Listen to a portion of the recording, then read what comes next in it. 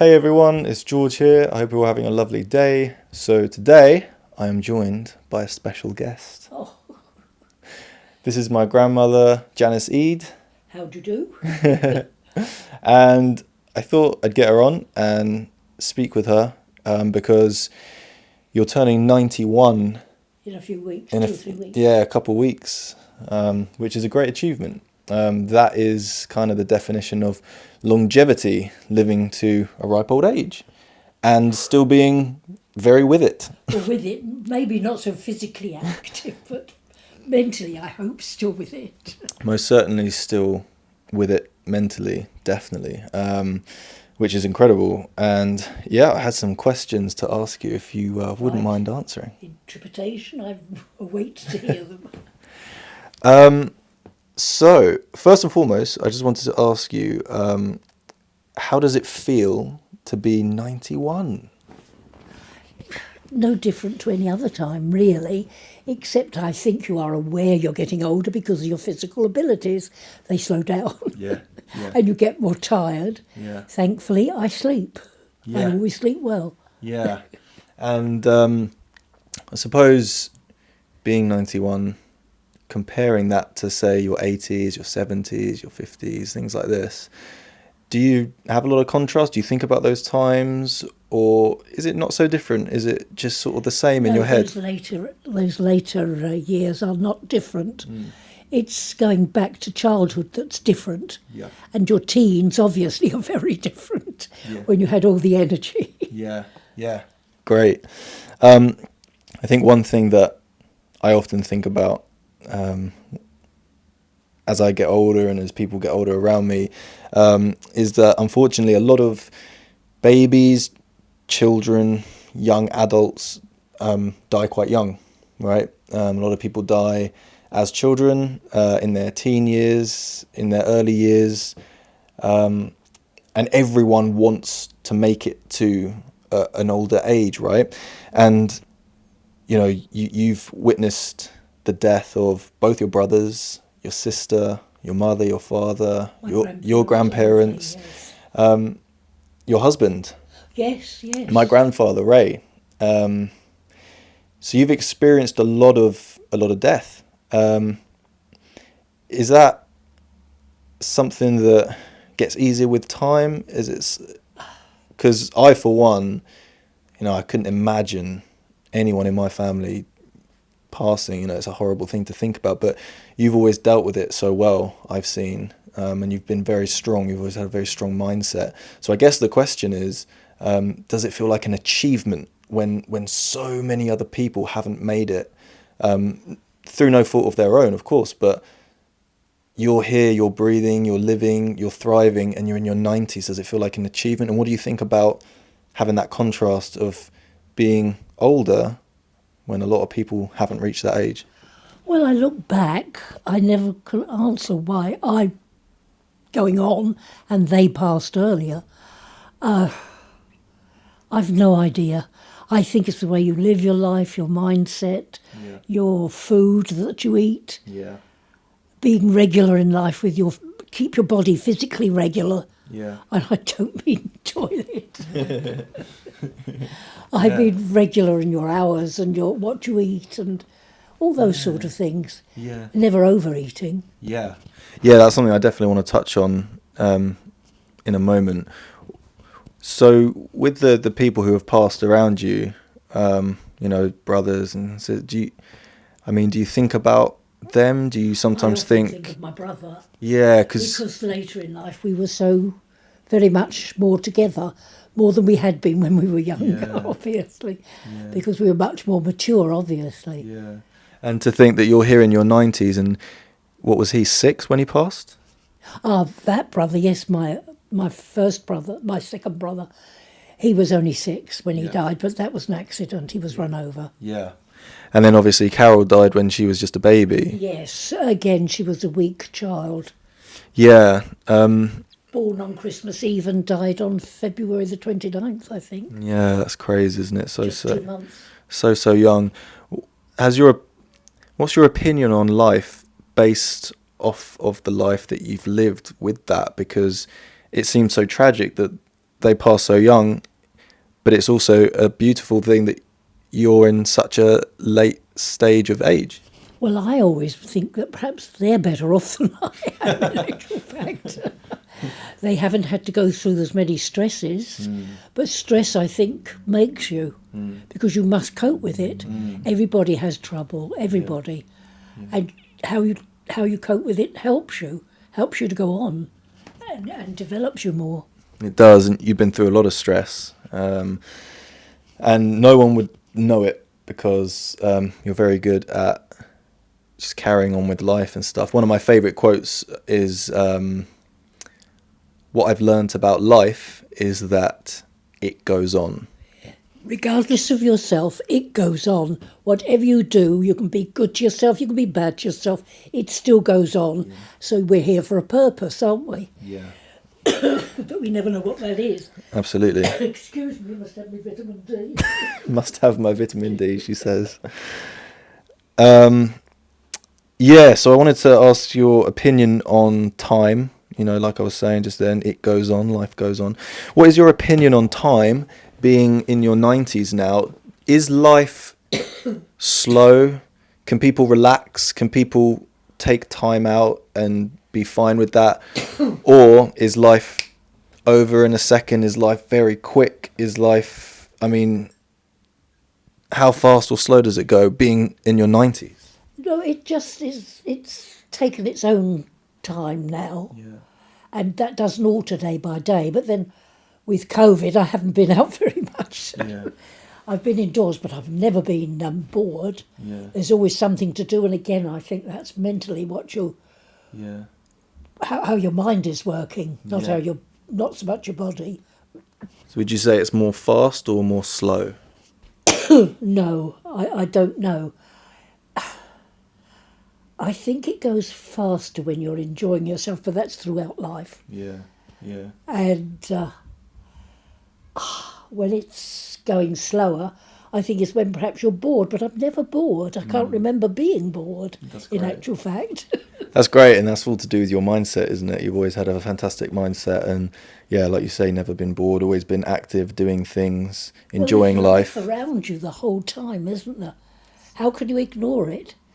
This is it. It's not just about yourself, it's about everybody, and we all contribute to each other. That's it. I feel like there's a lot of distractions nowadays, right? Well, maybe for younger people, maybe for older people because of television, but if it wasn't for the television, you look back on those poor people who didn't have television. They may have had radio eventually, but if you didn't have television, what did you do with yourself? You went to bed early. That's all you could do. Mm-hmm. Work and go to bed early. Work, go to bed early, speak with the neighbours more, go out on the streets and play, interact with the community more, maybe? Well, some people never interact with the community and their neighbours. Was it, as yourself. When you were younger, though, do you think people would speak to each other a bit more? Yes, because they had less distractions of television, radio and those sort of... Cinema was there, but you had to pay for it and it cost you. So I mean, I only used to go for sixpence, but it cost me. You say it cost you a single shilling. No. How is life different now compared to when you were growing up?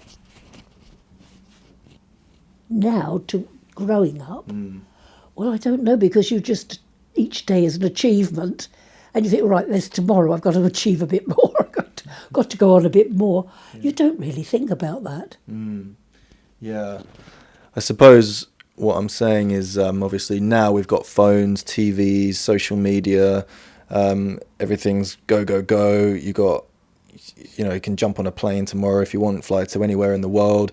You can interact with anyone in the world. You've got the internet. Yeah. The politics have heavily changed.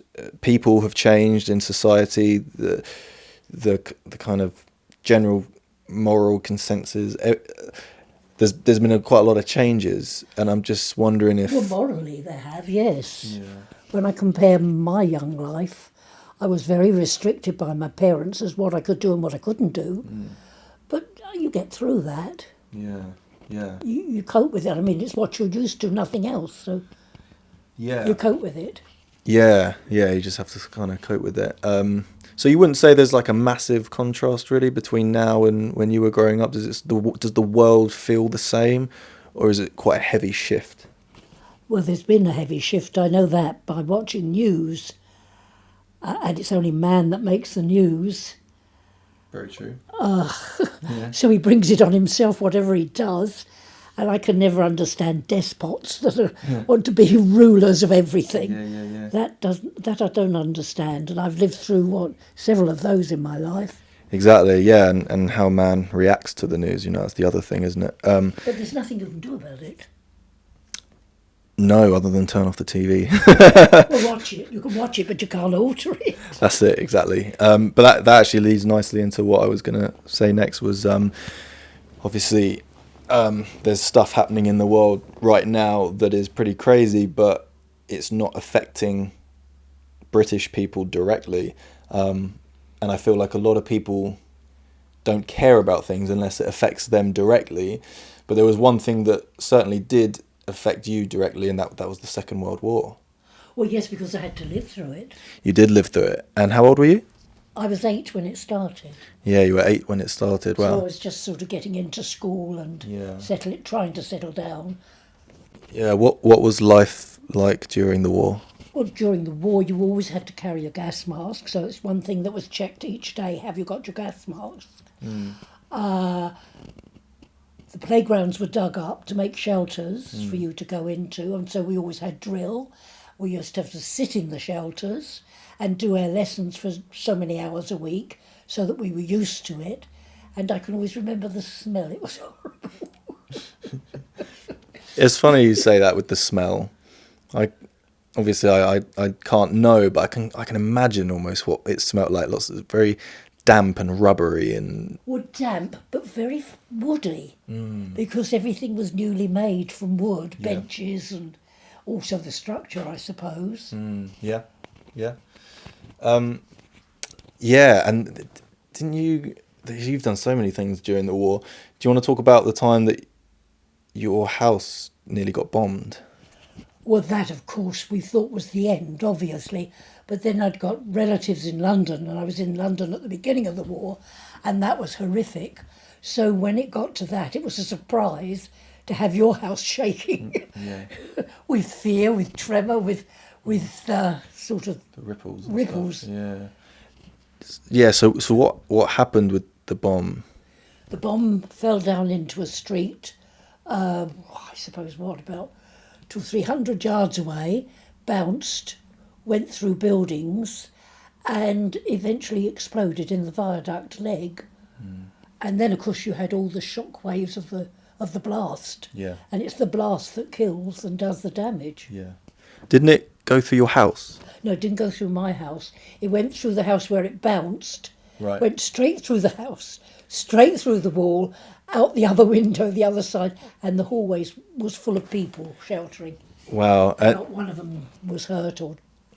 Thank goodness. Thank goodness. And didn't you see the walls of your house The ripple? walls of my house were going like cardboard, being bent backwards and forwards, and just waiting for it to crack and to fall on top of us.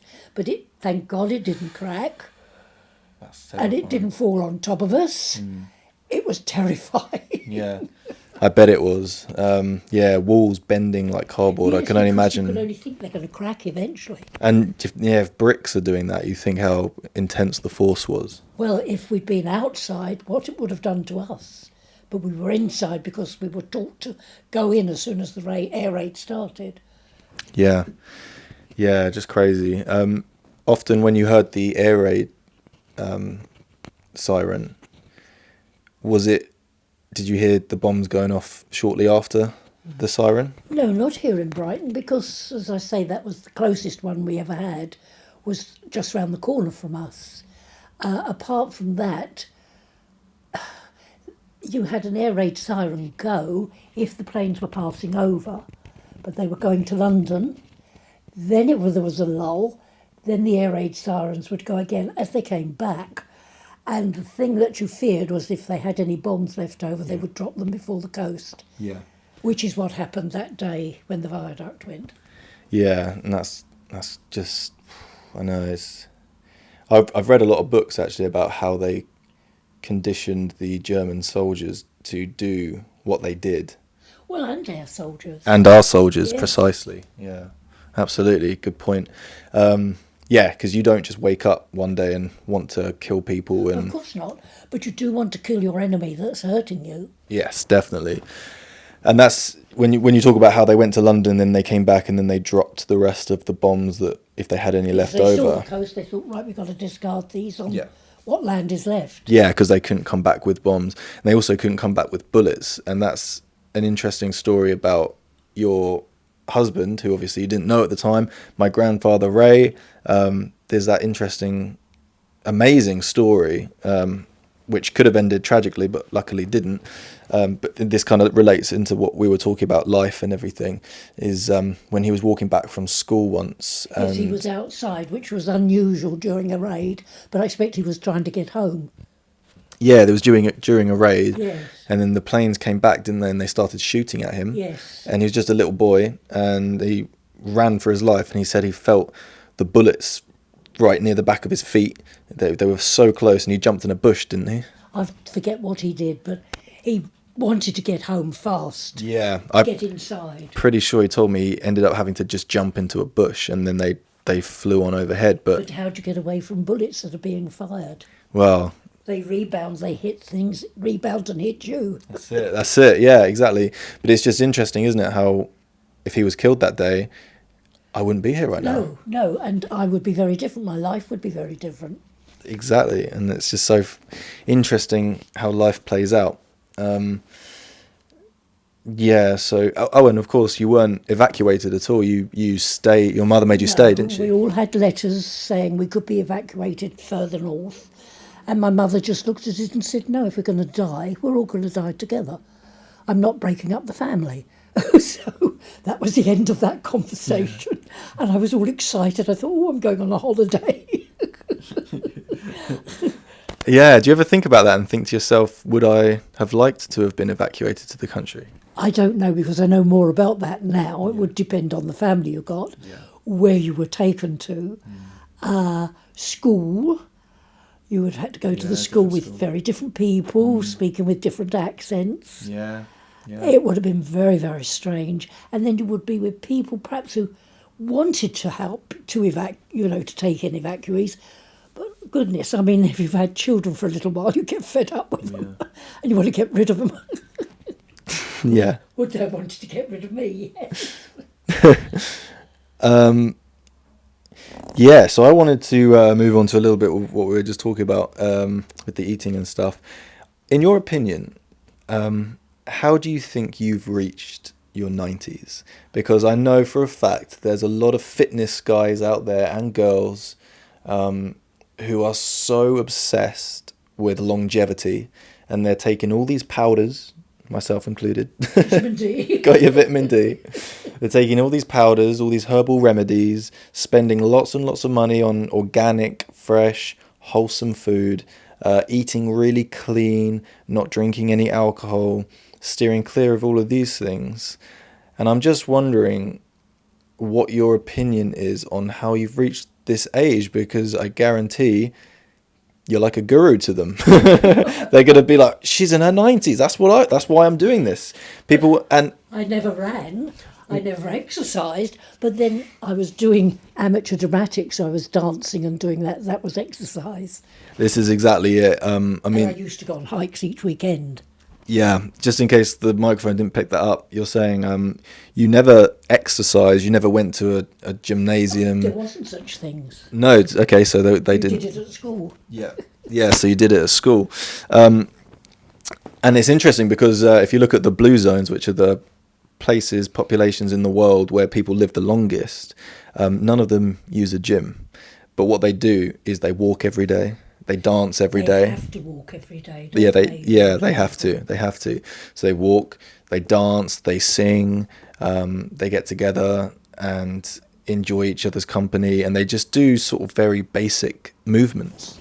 Yeah, I think that comes from the thing that we are people together, and if you're social and you mix with people, which you should, What else can you do? You take care of each other, you watch each other. I don't mean you're always doing things for each other, but you wouldn't do anybody a mishap. Yeah. Yeah, exactly. So, okay, so you were you like your theatre, like I do. You danced. What else have you done? Do you think that's? And you're not just 90. You're mentally you haven't changed. No, physically. Well, yeah, it isn't too drastic. Your physical. I mean, it's from when I was a child to how I am now. Like, let's just say 20 years difference. Yes. You're not you haven't changed that much physically. No, I suppose I haven't, just slower, obviously. Just basic things, slower. Because you're more tired, you get tired quite easily. Yeah, but mentally, but mentally you are just as sharp, if not even maybe more sharp. I can talk about anything, and you've got so much knowledge. Yeah, you've got so much knowledge. You know everything about everything, and how have you kept your brain so healthy? Because you don't drink a lot of water. That's one thing I'm always nagging you to do. Vitamin C. She doesn't drink any water. Honestly, it's crazy. No, I don't. And of course, this is only anecdotal. But what else? Because I know there's some more things that you've spoken about before. So you don't drink alcohol. No, but it's not that I'm abstain. I do drink it, but very occasionally. Yeah, you'll have one if we go for a pub lunch, but that's it for like the month. Once a fortnight. Exactly, yeah. So once a fortnight, once every few weeks. Christmas Day, we always have a drink. Yes. That kind of stuff. I don't drink so much at Christmas. No, you never get drunk. You never get. No, I did that once in my life at the cider bar. When cider was I did that once in my life on the cider bar. It's interesting that you say that though, because for a lot of people, getting drunk is a daily routine or a weekly routine, bi-weekly, and you're saying once in your life, and we all know that alcohol isn't good for us, but it is very much part of our culture. Yeah, but it's always been, hasn't it? I think people have always learned to make the hard stuff. So do you think avoiding drinking heavily has contributed to your longevity? Eating. If you overeat, you feel full up and you don't feel very fit. If you overdrink, obviously that does affect you mentally as well as physically. Talk to me about overeating, because I like your opinion on that. Well, overeating, being born during the war and before the war, we only had a very limited diet, meat and 2 veg sort of thing, and a dessert, which I cut out virtually. Now I eat fruit mainly as a dessert. But it was always sticky puddings and that sort of thing. But I don't like sugar much, so I weaned myself off that. Right. So it was very small portions? Yes. Why overeat? Precisely, yeah. Well, I think a lot of people overeat because of all the chemicals and all the stuff that are put into food now that makes it so appetizing. So you'll be full up, but you'll still be craving more of it because it's a chemical reaction, not a physical reaction. Well, if you're eating ready meals, yes, that may affect you. But if you're starting from scratch, peeling your own potatoes and your own vegetables and cooking them fresh, which I always do, I love vegetables. But then I was brought up on vegetables. So you eat a lot of vegetables? Yes. I'll always have 2 vegetables as well as potatoes. Not much meat now, but that's only since September when I had my throat thing. Yeah. You had a narrowing of the sarcophagus, right? Yes. Yeah, narrowing. Yeah, So yeah, exactly. And you feel all right cutting down on meat? I don't fancy it. No. Saying that, I had chicken the last 2 days, but I mean, I haven't had a beef steak. They've got minced beef tonight. Yeah. But that'll be with several vegetables again. Yeah, exactly. It's interesting actually when they've done lots of research on when you combine eating meat with vegetables, and there's lots of things happening with that, and the vegetables are really good at reducing like acid. So they sort of work against the meat if the impurities in meat. Pretty much, yeah. Yeah, exactly. And one thing that you spoke to me about is that you used to always eat seasonally. Oh, yes, because that's all you could get. I mean, it wasn't supermarkets then. You went to the greengrocer, Yeah. and you had to have what vegetables he was sent, which was seasonal. They didn't come in from abroad. We didn't buy so much from abroad, only oranges, bananas, lemons. That was it. We didn't get all the year-round things we can buy from abroad. This is it, and I think that a lot of people are quite quick to dismiss seasonal eating and just seasonal livings. We see how much the seasons affect plants, how much they affect us. Oh, You know, yes. our skin changes because we're not out in the sun as much. A lot of us feel tired. We're very different people in winter than we are summer. So if we're eating seasonally, do you think that that's a good thing to do? Yes, I do think it's a good thing to do. It certainly can't hurt you, can it? No, that's it, exactly. And I like the point that you make that there were no supermarkets when you were younger. They No. didn't exist. No. So, I mean, carrots were always there. Green foods, whether they be sprouts, cauliflower, greens, but there wasn't all the other stuff that you can get at, like courgettes and things now. Courgettes we get in season, which was summer. Yep. But you can eat courgettes any time now. And how much processed food was there? There was no processed food. There was tin food, obviously, which we all bought because it was a standby. But it was only a standby. You kept it in the cupboard Yeah. as a standby. Yeah, exactly. Always went home to dinner, which was cooked by my mother. And then I followed suit, obviously. Yeah, interesting. Yeah, you're right. Definitely, overeating is a problem. They say that you should eat until you're 80% full. So you shouldn't actually say I'm full up after eating. And it's interesting because this is where some of the phrases come from. So, for example, when people say, oh, so-and-so is fast asleep, it's because you should be in a fasted state while sleeping. I So you see. shouldn't have food in your system. So you should be eating quite early. They often say, as the sun is setting, should be your last meal, or just before the sun sets, you Well, I shouldn't eat. conform to that. That's it. About 6 o'clock is my last meal. There you go. So, exactly. So you would be in a fasted state after sort of midnight. But always a good breakfast, otherwise you don't get to that state. Yeah, so a big hearty breakfast. You've always had that, which is good. Yeah, so you've got that, and then obviously when you wake up, you break fast, breakfast. So it's just interesting how those words are there, but we don't sort of really know what they mean. Anything else? So we've covered sort of food. You're trying to drink more water. No, I'm not trying to drink. You're drinking a vitamin D. That's my vitamin D. I had to get water to dissolve it. But you never grew up taking vitamin pills and... There weren't any vitamin pills. Cod liver oil, but that was in a bottle that came in liquid and it tasted foul, so nobody ate it. Yeah. We used to spit it out. There you Now go. we get them as pills. Yeah, exactly. And now there's just a sort of a pill for everything, which, obviously can be good.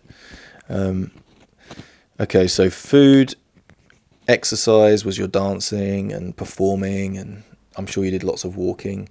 Anything else do you think that's contributed? Attitude to life. I'm sure attitude comes into it a lot. I'd agree. Yes, I think it must. But then, some people are always seeing just the worst in life, and there's a hell of a lot of bad in life, as there is at the moment. But we can't dwell on it. We can't suffer for other people. No, that's it. And it's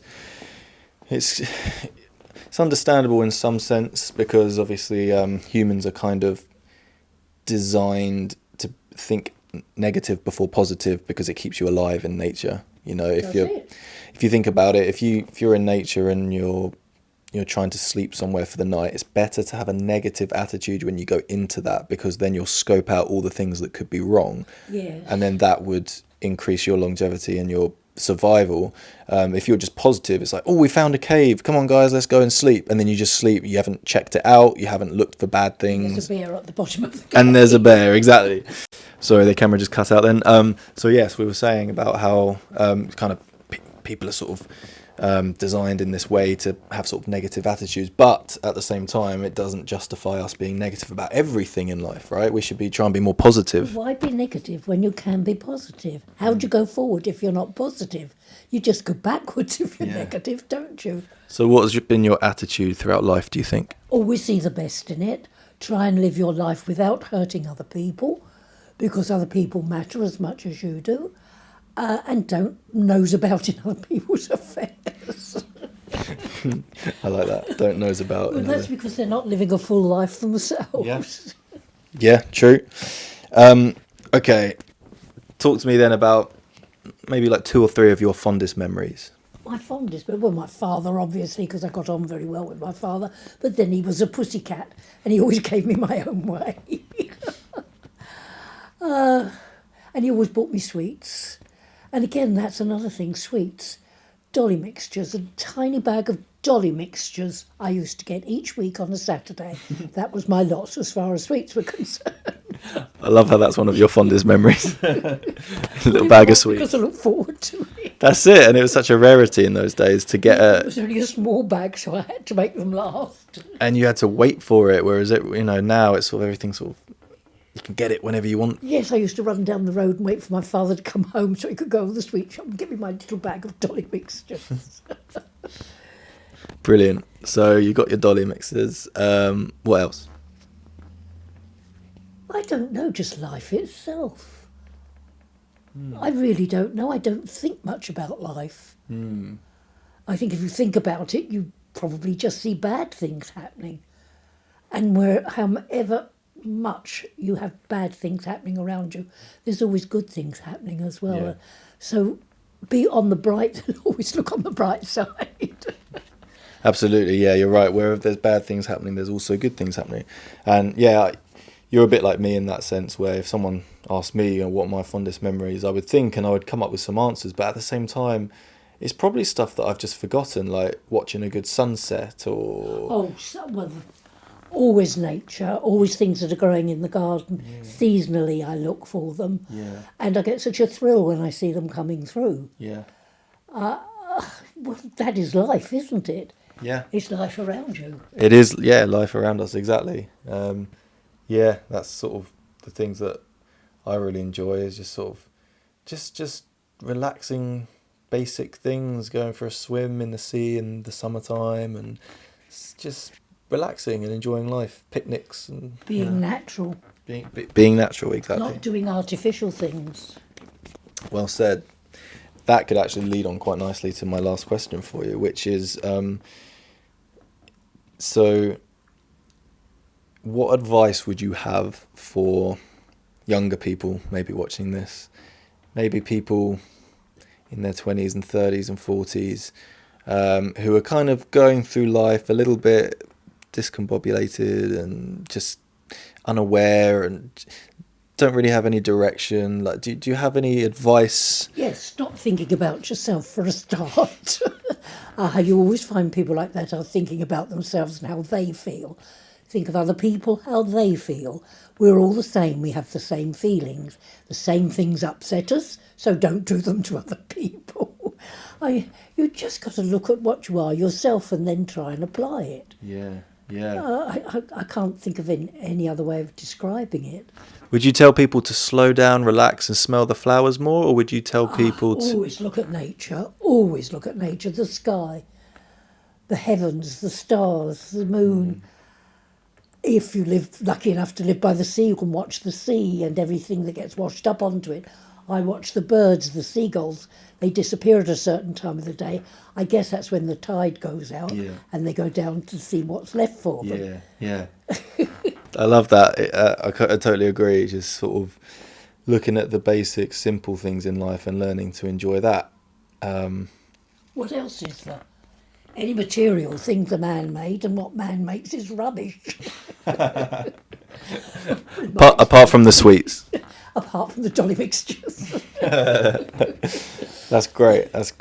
Okay, thank you for that advice. I think that's nice to just, slow down a bit, relax. And stop thinking of yourself. And stop thinking of yourself so much. If you look around, there are other people that are going through far worse than you. Aren't you the lucky one?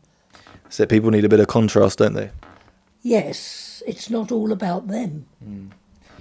And then I think something that we were just speaking about earlier to conclude is you said that it's good for people to have some sort of structure in their for their day or for their week or something. So Try and get up at the same time so you have the same hours. yeah, Try to go to bed at the same time. Not that I'm rigid. I'm not. Keep your meal times going because they structure your day, but don't overeat at any of them.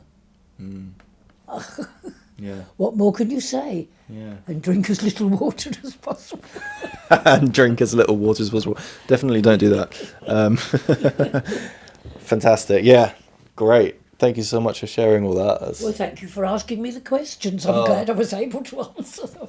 I'm sure everyone will be really happy to listen to that. And we should do this again sometime, and we should do it in nature next time. And I'll get people to write in some questions for you, and you can answer, because you've got a lot of stories, a lot of knowledge, and you're very humble. And it's nice. It's just How can you be anything but humble? Who are you? Again, stop thinking of yourself. yeah. Very true. Very true. Love it. Thank you. All right. Thank you, everybody. That was great. Oh, good. Oh, well, that wasn't too horrific from my point of view. I don't know about from your point of view. I loved it.